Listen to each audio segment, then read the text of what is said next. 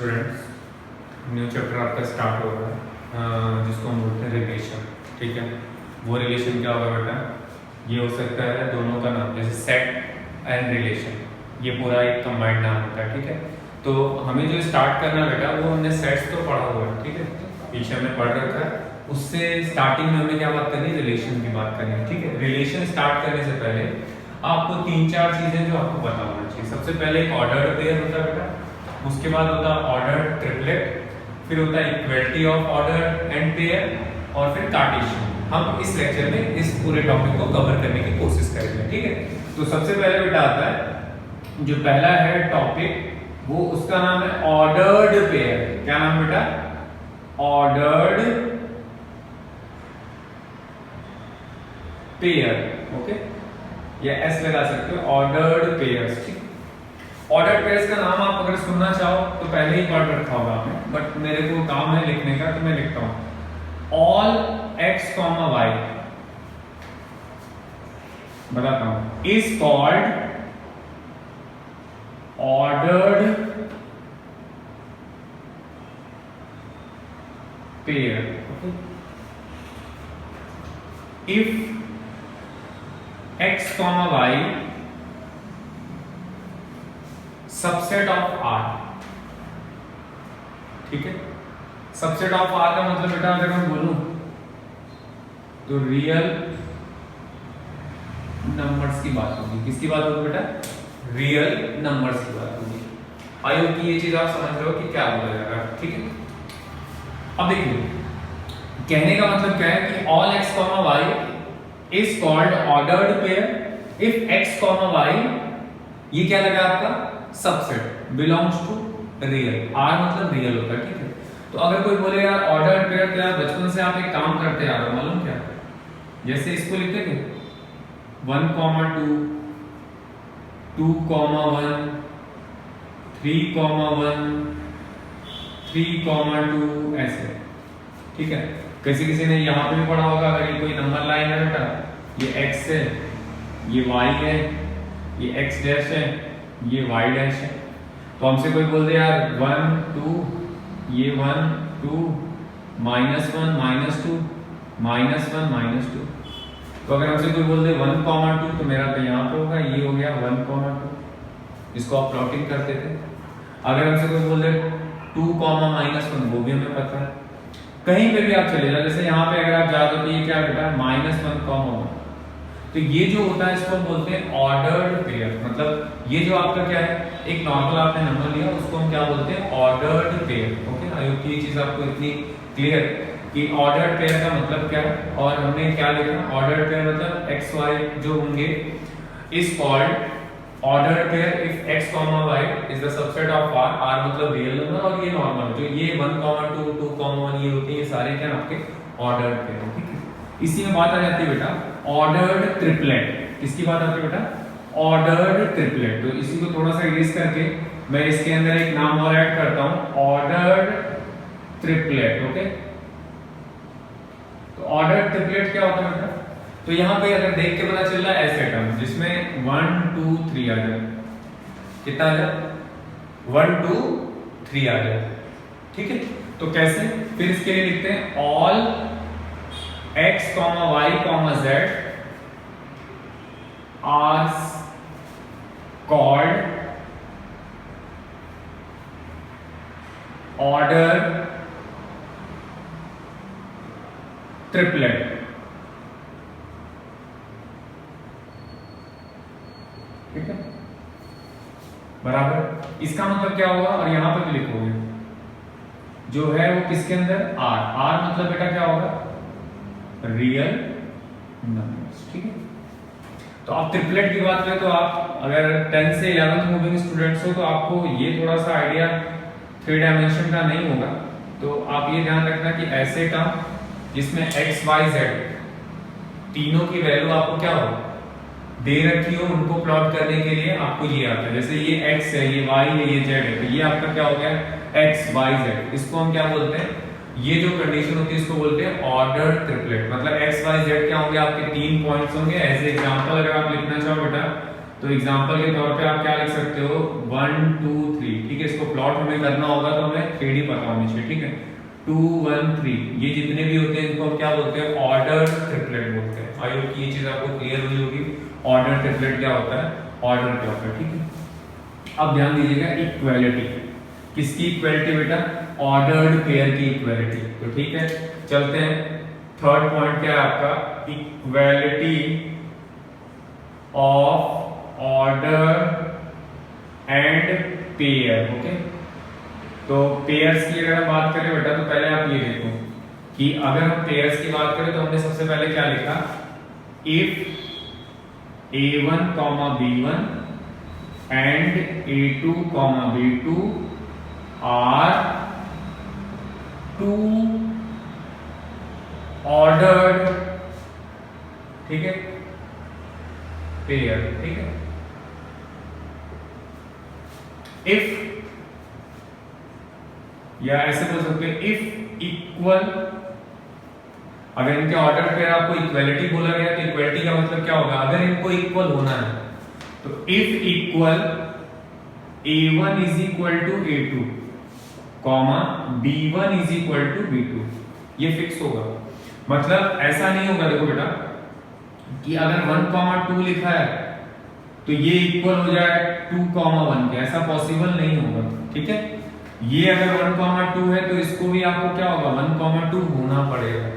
तो अगर आपको इक्वालिटी होल्ड करनी है, इफ इक्वल, ये इक्वल कब हो सकते हैं बेटा, जब a1 b1 equal to a2 b2 अगर लिखा है तो इसका मतलब ये इक्वल कब होंगे, जब a1 is equal to a2 हो और b1 is equal to b2 हो। आई होप ये चीज आप समझ रहे हो। इक्वालिटी का मतलब ये होगा कि जो ये आपको पेयर दिए हुए वो इक्वल आपको करने हैं, तो ये फिक्स होगा कि ये टर्म और ये टर्म की हम बात करेंगे इक्वल की, और ये टर्म और ये टर्म की बात करेंगे इक्वल की। जैसे अगर मैं कोई एग्जांपल लेता हूं आपका, तो मान लो जैसे मैंने 1, 2 लिया, तो इसके लिए भी आपका क्या है 1, 2। अगर कोई बोले 1, 2 तो नॉट इक्वल 2, 1, ऐसा नहीं हो सकता, क्योंकि ये ऑर्डर पेयर की कंडीशन के हिसाब से अगर देखा जाए तो a1 a2 के इक्वल है, b1 b2 के इक्वल, तो ये कंडीशन आपकी होल्ड नहीं करेगी। तो क्या बेटा, इक्वालिटी का मतलब क्या है, if a1, b1 and a2, b2 are two ordered pairs, if ये कब होल्ड करेंगे, इफ इक्वल कब होगा, जब a1 is equal to a2 हो और b1 इज इक्वल टू क्या हो आपका b2 हो। तो ये कंडीशन आप ध्यान रखना कि जब भी इनको इक्वल होना है बेटा, तो ये वाला पार्ट इससे इक्वेट होगा, ये वाला पार्ट इससे इक्वेट होगा। ऐसा नहीं हो सकता कि ये और ये दोनों चीजों को देख लेना, ये नॉट इक्वल होगा क्योंकि यहाँ पे इसका पेयर चेंज हो गया, ठीक है। तो ये ध्यान रखिएगा, ये क्या आपका इक्वालिटी, क्या बेटा, इक्वालिटी। इससे रिलेटेड एक एग्जांपल करते हैं, आपको आइडिया लग जाएगा क्या बोला जा रहा है। देखिए, अगर इसी में मान लो एक एग्जांपल आपसे लिया गया, आपसे बोला गया कि x plus 1/2 y by 3 is equal to 1, 2 है, फाइंड x एंड y, ठीक है। आपको क्या निकालना बेटा, x एंड y आपको फाइंड आउट करना। तो इक्वालिटी के हिसाब से हमने क्या पढ़ा था, a1, b1 इक्वल होगा a2, b2 के। तो इसका मतलब ये पूरा पार्ट इस वाले पार्ट के इक्वल होगा। तो ठीक है, x1 plus 1/2 is equal to क्या होगा 1। फिर क्या होगा बेटा, y बाई 3 जो होगा वो इक्वल किसके होगा, 2 के। ये ध्यान रखना कि इफ कब ये इक्वल कब होंगे, यहाँ पे आप चाहो तो लिख सकते हो, इफ ये इक्वल कब होंगे, जब a1 a2 के इक्वल होगा और b1 क्या होगा, b2 के इक्वल होगा। अब इनको सिंप्लीफाई कर लो जैसे आप करते थे, तो इनको क्रॉस मल्टीप्लाई कर लो यार, ये 2 हो जाएगा, तो 2 - 1 कितना हो गया, 1 हो गया। वैसे आप यहाँ पे जाओ, इसको अगर हम क्रॉस मल्टीप्लाई कर दें तो ये बेटा कितना हो जाएगा, 6 हो जाएगा। तो ये जो कंडीशन आएगी इसको हम क्या बोलते हैं, इक्वालिटी। इक्वालिटी का मतलब ये हुआ कि a1 a2, मतलब a1 जो है वो a2 के साथ इक्वेट होगा और b1 जो है वो b2 के साथ इक्वेट होगा, ठीक है। तो आपने वहां से क्या कर दिया बेटा, x और y की वैल्यू निकाल दी, ठीक है। इसी से रिलेटेड एक और एग्जांपल कर लेते हैं छोटा सा। चलिए, इनको कंपेयर कर दिया आपने, कंपेयर करके क्रॉस मल्टीप्लाई कर दिया, क्रॉस मल्टीप्लाई करके आप वैल्यूज निकाल सकते हैं। ये कब अप्लाई होगा, जब वो इक्वालिटी की बात करेगा, ठीक है। चलिए, इसी में बेटा एक एग्जांपल और लेते हैं, वो कुछ ऐसा दिया है, x -2/5 y + 7/6 is equal to 3/8, या ऐसे भी कर सकते हो 3/2 5/7। ठीक है, आपसे क्या बोल रहा है, फाइंड x एंड y। ठीक है, ये आपको निकालना है। तो फिर से क्या करोगे, ऐसे इक्वलिटी अगर देखो तो मैं डायरेक्ट अभी लिख रहा हूं, आपको समझा दिया मैंने, ये 3/2 हो गया। ठीक है, उसके बाद क्या हो जाएगा बेटा, y + 7/6 इज इक्वल टू क्या हो गया, 5/7 हो गया। अब इनको क्या करना है, आपको क्रॉस मल्टीप्लाई कर लो यार। तो x - 2 मतलब डायरेक्टली अगर देखें तो 2 - 4 और ये कितना हो गया, 15 हो जाएगा। उसके बाद आप क्या करोगे, एक तरफ लेके जाओ तो 15 + 4 कितना हो गया आपका, 19 हो गया, और इसको डिवाइड कर दिया 2 से तो क्या हो गया, 19/2 हो गया। ठीक है, वैसे ही आप क्या करोगे, इसका क्रॉस मल्टीप्लाई करोगे तो 7y + 49 और ये हो गया आपका 30। इसके हिसाब से अगर हम देखें तो क्या होगा, 30 - 49 7y इज इक्वल टू कितना होगा, ये आपका 11 होगा, सॉरी 11 नहीं -19 हो गया। ठीक है, ऐड करके देख लो आप, तो ये आपको क्या मिलेगा, 49। तो इसको हम अगर लिखना चाहें तो क्या आएगा, 7 मतलब -9/7। तो ये आपका क्या हो गया बेटा, इक्वालिटी हो गई। क्या हो गई, इक्वालिटी। आई होप कि इतना एग्जांपल सफिशिएंट है इसके लिए, वो थोड़ा सा आप चीजों को ध्यान दीजिएगा। ठीक है, अब तीसरी चीज आती है आपके लिए, कार्टेशियन। क्या होता है पहले वो देख लेते हैं, कार्टेशियन। तो चलिए लिखते हैं, 4th पॉइंट आपका है कार्टेशियन प्रोडक्ट। ठीक है, किसका होगा, तो ऑर्डर पेयर का ही होगा। ठीक है, तो अगर मैं लिखूं कि let capital A and capital B are two non empty sets if the Cartesian product capital A and capital B, ठीक है, it is denoted by A Cartesian B और B कार्टेशियन B। ठीक है, यहां पे ये भी the Cartesian product between A and B कर सकते हो, Cartesian product between A and B। ठीक है, इट इज डिनोटेड बाय, इस ये जो सिंबल है बेटा क्रॉस का नहीं, इसको हम क्या बोलते हैं, कार्टेशियन। क्या बोलते हैं इसको, ये जो सिंबल है इसको क्रॉस नहीं बोलेंगे, इसी को हम क्या बोलते हैं, कार्टेशियन बोलते हैं। ठीक है, कार्टेशियन प्रोडक्ट बोलते हैं, बराबर, ये ध्यान रखना। ये मल्टीप्लाई नहीं, आपका क्या है, कार्टेशियन प्रोडक्ट है, बराबर। अब क्या होगा बेटा, अगर हम कार्टेशियन की बात कर रहे हैं तो A कार्टेशियन B का मतलब क्या होगा, अगर मैं सपोज करो यहाँ पे x, y लेता हूं तो इसका मतलब ये होगा कि x A में बिलोंग कर रहा है एंड y जो है वो B में बिलोंग कर रहा है। ठीक है, अगर कोई बोले B कार्टेशियन A तो हम बोलेंगे x, y x belongings to B and y belongings to A, बराबर। ऐसा लिख सकते हैं। अब कैसे करेंगे वो आपको बताता हूं। मतलब अगर हम कार्टेशियन की बात कर रहे हैं तो x, y ये तो आपको पता है, x A में बिलोंग करेगा एंड जो y है वो B में बिलोंग करेगा। इसका मतलब क्या है, x, y x B में बिलोंग करेगा क्योंकि ये चेंज हो गया, B, A हो गया। अभी कोई बोले कि A कार्टेशियन B जो है वो इक्वल है B कार्टेशियन A के, तो जनरली ये इक्वल नहीं होगा, वो आपको आगे चल के मैं प्रॉपर्टी में बताऊंगा। अभी थोड़ी देर रुक जाइएगा, ठीक है, क्यों नहीं होगा अभी थोड़ी देर समझा देता हूं आपको।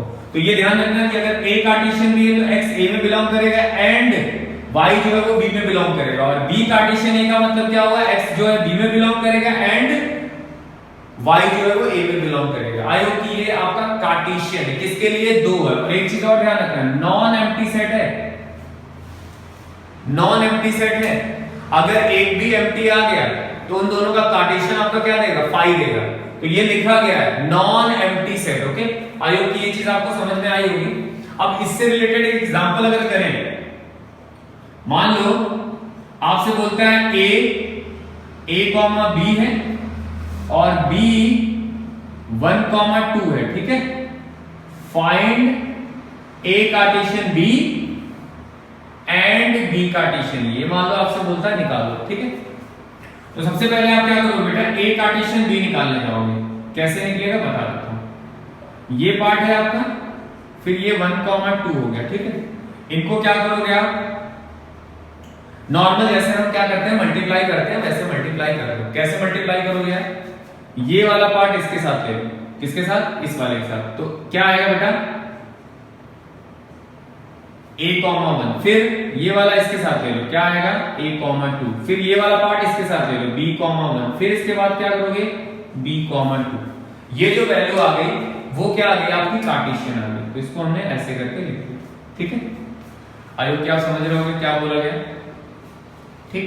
वैसे ही अगर आप b कार्टेशियन a निकालो बेटा, क्या निकालो b कार्टेशियन a, तो जरा समझना b कार्टेशियन a अगर आप निकालते हो तो क्या होगा 1 और 2 होगा, और इसको क्या किया गया a और b से किया गया। तो देखना आपके सामने क्या आ रहा है 1a, ये इसके साथ गया, फिर क्या आएगा 1b, फिर क्या आएगा 2a, फिर क्या आएगा 2b आएगा, ठीक है। इससे ज्यादा नीचे शायद मेरा कैमरा नहीं पहुंचे।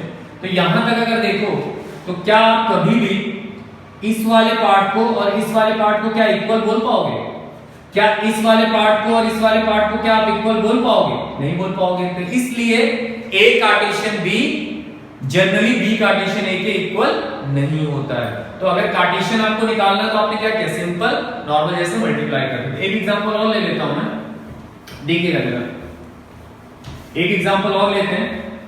देखिए अगर मान लीजिए इसी में आपको कुछ ऐसा दे दिया गया 1 और 1, ठीक है, और आपसे बोला गया बेटा फाइंड ए कार्टेशियन ए, बराबर है। तो आप क्या करोगे, आप इसी का कार्टेशियन लोगे और किसका लोगे 1 1, और ये क्या है बेटा 1 1। तो अब देखो यहाँ पे शायद गलती होने के चांसेस, आप बोले यार समझ में नहीं आया, मतलब पता ही नहीं चला कि कौन किसके साथ जा रहा है, ठीक है। तो देखना बेटा, ये 1 है, इसके साथ गया बेटा तो क्या आएगा 1 1, फिर ये इसके साथ गया तो क्या आएगा 1 1, फिर ये इसके साथ जाएगा तो क्या आएगा 1 1, फिर ये इसके साथ जाएगा तो क्या होगा 1 1। कुछ अलग आए क्या? नहीं, सबको करना है। ये इसके साथ गया, फिर ये वाला पार्ट इसके साथ और ये वाला पार्ट इसके साथ गया। ये क्या है बेटा, अगर कहीं ऐसा दिया हो कि ए कार्टेशियन है, इसका मतलब क्या होगा ए का ही हमें क्या लेना है, कार्टेशियन लेना है खुद ए के साथ। ओके, एक और कर लेते हैं, चलो एक और कर लेते हैं कार्टेशियन का। मान लीजिए एक एलिमेंट दिया है HT, ठीक है, और एक बी एलिमेंट दिया है HH, ठीक है, वही H मतलब हेड और टेल, ठीक है। ये इसका ए कार्टेशियन बी भी आपको निकालना है, find a Cartesian B and B Cartesian a, बराबर है। तो ए कार्टेशियन बी का मतलब क्या होगा बेटा HT और HH, बराबर। इनको सॉल्व करोगे तो क्या लिखोगे आप HH, ठीक है। फिर क्या होगा आपका, अगर नॉर्मल देखो तो ये क्या होगा बेटा H, ये इसके साथ गया फिर ये इसके साथ गया, तो क्या होगा नॉर्मल देखो, ये इसके साथ गया फिर ये इसके साथ गया। अब देखो ये क्या दो सेट की अगर बात करें, जैसे यहाँ पे HT लिखा और HH लिखा, तो आप कहीं ऐसा ना हो जाए कि यार ये तो दो टर्म ले लिए बार बार है तो हमने मल्टीप्लाई कर दिया। अगर आपको कंफ्यूजन है तो आप क्या कर दो, इसकी जगह 1 और 2 ले लो, उससे कोई दिक्कत नहीं बेटा। उससे अगर आपको कंफ्यूजन लग रहा है कि HH दो बार आ रहा है तो इससे ऐसे कर लो, चलो ठीक है। तो क्या होगा बेटा AB लिखना आपको ऐसे ही, चाहे वो 2 नंबर हो, चाहे 4 नंबर हो, चाहे 6 नंबर हो, आपको मल्टीप्लाई करना आना चाहिए नॉर्मल जैसे हम करते थे। H1 चलेगा भी, फिर क्या है बेटा H2, फिर क्या है बेटा T1, फिर क्या है बेटा T2। ये जो आया उसको हम क्या बोलेंगे, A कार्टेशियन B बोलेंगे, ठीक है। अगर इसी नाम से कोई पूछ ले B कार्टेशियन है बेटा, तो हम क्या लिखेंगे 1 2, फिर क्या होगा H और T, ठीक है। तो इसको अगर हम लिखना चाहें तो क्या आएगा 1H 1T, फिर क्या आएगा 2H 2T। आइए क्या आपको ये B कार्टेशियन, ये ध्यान रखना कि ये जनरली ये वाला पार्ट और ये वाला पार्ट इक्वल नहीं होगा। क्यों? क्योंकि इसमें ऑर्डर्ड ये जो पार्ट है वो इधर है, तो ये सेम नहीं होने। अगर आपको सेम करना था तो आपको बोला गया था ये ऐसे होना चाहिए, इक्वलिटी, बट ये ऐसा नहीं। ये कैसा लिखा हुआ बेटा, ऐसे लिखा हुआ, तो ये नहीं होने वाला है। तो ये आपका आई थिंक कार्टेशियन, इतना सफिशिएंट आपको समझने के लिए कि कार्टेशियन हम कैसे निकालते हैं। ठीक है, चलिए इसी में बेटा